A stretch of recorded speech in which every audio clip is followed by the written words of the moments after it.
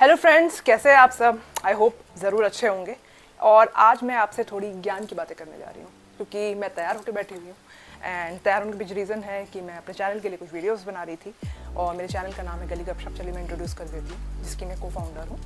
और हमारा channel news से रिलेटेड, चाहे वो स्पोर्ट्स हो, entertainment, politics, everything, it deals with everything. तो मैं इंस्टाग्राम का लिंक भी दे दूँगी और यूट्यूब भी दे दूँगी, प्लीज़ उसे भी एक बार फॉलो कर लीजिएगा, सब्सक्राइब कर लीजिएगा। अपार्ट फ्रॉम डैट मैं एक बहुत ज़रूरी डिस्कशन करना चाहती हूँ। मुझे जानना है कि आप लोग दहेज के बारे में क्या सोचते हैं। नहीं, ये बात मैं इसीलिए बोल रही हूँ ना क्योंकि मैंने एक वीडियो देखी ट्विटर पे, अभी बहुत ज़्यादा ट्रेंड कर रही है हर जगह। और उसमें था कि एक दूल्हा, एक मस्त तंदुरुस्त मोटा सा दूल्हा, उसने एक लड़की से काफ़ी हैवी दहेज मांगा। हाँ तो यही था दूल्हा, इसी की यही है। हाँ तो यही था दूल्हा, इसी ने 20 लाख रुपए कैश और एक ब्रीजा कार मांगी है।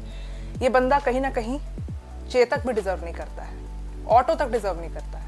और इस आदमी ने लड़की के फादर से बारात घर पे लाके, दरवाजे पे लाकर कहा कि मुझे 20 लाख रुपए और एक ब्रीजा कार चाहिए। के बाद दरवाजे पे पापा से बोला गया कि मुझे 20 लाख रुपए चाहिए हम लोग को और एक ब्रेजा कार चाहिए। मतलब एक ऑडेसिटी होती है ना, लुक एट द ऑडेसिटी। आपके पास शक्ल नहीं है, आपके पास शरीर नहीं है, आप कुछ ऐसा करते भी नहीं हो कि आपको 20 लाख रुपए दे दिए जाए। अगर आप करते भी हो तो आपको दूसरे से मांगने की क्या ज़रूरत है। और सबसे अलग बात बताए क्या है, सबसे अच्छी चीज़ मुझे लगी कि लड़की ने बारात वापस कर दी, कहा कि निकलो, जहाँ मेरे फादर की रिस्पेक्ट नहीं है वहाँ मुझे शादी ही नहीं करनी है। मतलब लड़की का ये कहना था कि मेरे फादर ने जितना हो सके उतना दिया है, टीवी दिया, फ्रिज दिया, बेड दिया, सब कुछ दिया, एसी दिया। मतलब जो एक जीने के लिए घर में चाहिए ना, लग्जरी पॉइंट ऑफ व्यू से, सब कुछ उसके फादर ने दे दिया।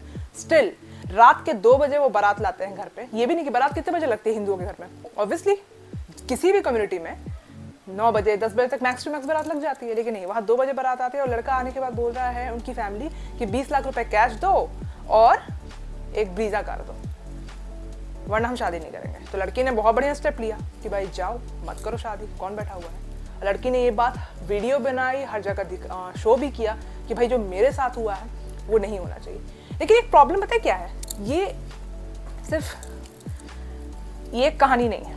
डाउरी की वजह से कितनी मौतें होती हैं, कितनी लड़कियां कितना कुछ सफ़र करती हैं। और बिहार, यूपी, राजस्थान, हरियाणा, यहाँ पे तो डाउरी का कल्चर ही, मतलब कहते हैं ना, बहुत ज़्यादा एक्सटेंट पे है।